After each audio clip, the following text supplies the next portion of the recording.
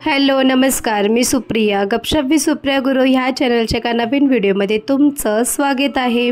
हा आहे वटपौर्णिमेचा व्लॉग। पण सर्वात आधी सॉरी म्हणते, कारण की वटपौर्णिमा होती 3 तारखेला शनिवारी आणि हा व्लॉग 2 ते 3 दिवसांनी लेट येतोय, कारण की वटपौर्णिमेच्या दुसऱ्या दिवशी मी भरपूर आजारी पडले आणि मला सर्दी झाली होती। सर्दीमुळे मला तो व्हॉइस ओव्हर करता येत नव्हता। वॉइस पूर्ण डिफरंट वाटत होता, त्याच्यामुळे विचार केला की आपण थोडा लेट व्हिडिओ अपलोड करू। आले पण काल शॉपिंग केलेली दाखवली नाही। इथे मी फणस कापून ठेवले आहे थोडे साईजमध्ये, केळीचे तुकडे केले आहेत, आंबा आहे, इथे हे करवंद, हे जांभूळ, हे वडाच्या झाडाची पानं, इथे एक हार घेतला आहे आणि सुट्टी फुलं आहेत। हे 5-5 मण्यांचे मी ओम घेतले आहेत, 5 ओम घेतले आहेत। इथे ओटीचं सामान आहे, ओटी, खण, हा धागा आणि हळद कुंकाचं भांडं। आता मी ह्या पाण्याला पुन्हा रेडी करून घेते, वाण रेडी करून घेते आता। तर मग चला।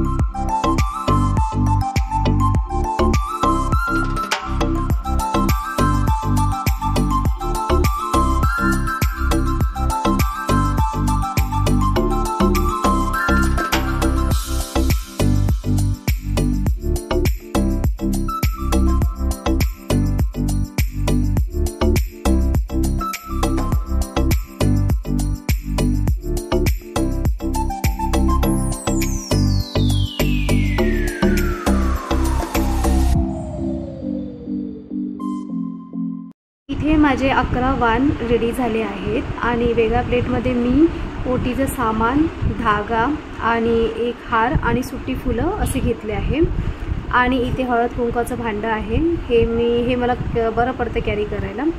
आणि त्यासोबत तिथे मी साईडला एक छोटा दिवा घेतला आहे, अगदी थोडंसं तेल टाकून एक वात म्हणजे तेलाची वात तिथे तयार केली आहे, ती कारण की दिवासुद्धा लावायचा असतो। आणि 2 अगरबत्ती घेऊन गेली होती, पण त्याचं इथे शूट करायला जमलं नाही, विसरून गेले नंतर। मग अशा प्रकारे इथे पुन्हा ताट रेडी केली आहे। ह्याच ताटाच्या वर मी मोठ्या ताटाच्या वरच त्याला ठेवणार आहे आणि मग इथे पुन्हा तयारी करून घेते मी। इथे ताट माझं पूर्ण रेडी झालं आहे आणि आता मी स्वतःची तयारीला लागते। तर इथे मी मेशोहून मस्त अशी एक साडी ऑर्डर केली होती, तुम्हालाही भरपूर आवडेल। साडी आणि ब्लाऊज हा मेशोवरून मी ऑर्डर केला होता। तर आपण आता तयारीला लागू।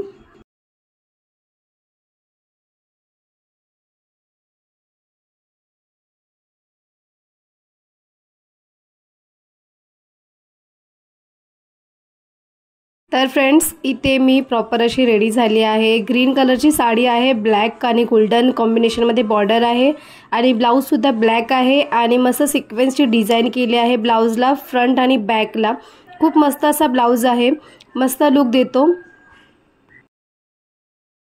आमच्या फ्लोअरवरती हे अशी पूजा केली होती, तर इथे मी नमस्कार केला आणि मग मी खाली गेली होती।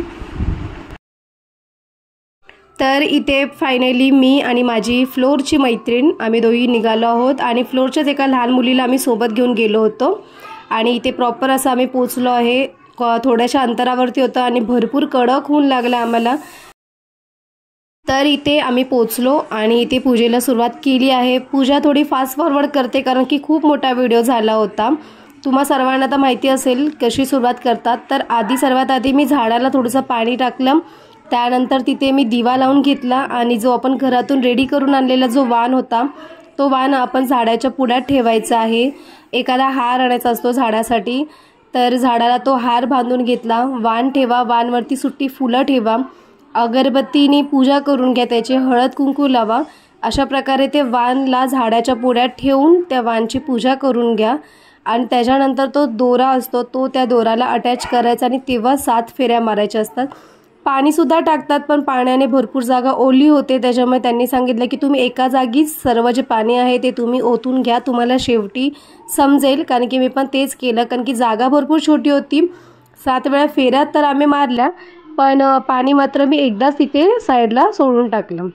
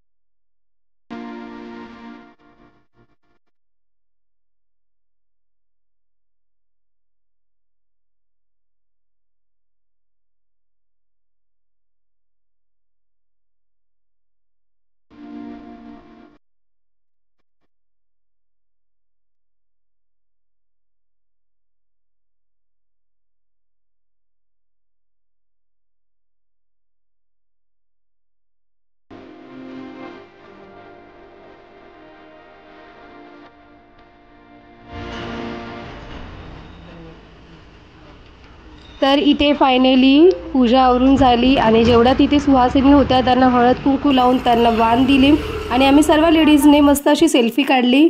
मजा आली. अनोळख्या लेडीज होत्या पण मस्त एन्जॉय केला. फोटोज वगैरे मस्त काढले आणि आता आम्ही निघालो आहोत. जेमतेम 12:30 वाजले असेल आणि एवढं कडक ऊन होतं मला, त्याच्यामुळेच नेक्स्ट डे खूप त्रास झाला, आजारी पडले. मी घरी आले आणि देवाला नमस्कार केला आणि एक वाण देवाच्या पुढ्यात ठेवला.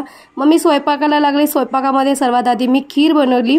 नंतर कारण की मला खीर देवाच्या पुढ्यात ठेवायचं तर काहीतरी गोड पदार्थ, तर मी संध्याकाळच्या वेळेस खीर आधी बनवून ठेवली, पण संध्याकाळी 7 वाजता जेव्हा दिवा लावला तेव्हा मी थोडीशी खीर देवाच्या पुढ्यात ठेवली आणि नेमकी लाईट गेली आणि बघा केवढा अंधार झाला आहे. किती वाजले? बरोबर 7:10 झाले आहेत. मी नमस्कार केला आणि तेवढ्यात लाईट गेली. स्वयंपाक करता तरी बरे माझा स्वयंपाक झाला होता, फक्त पुऱ्या बाकी होत्या.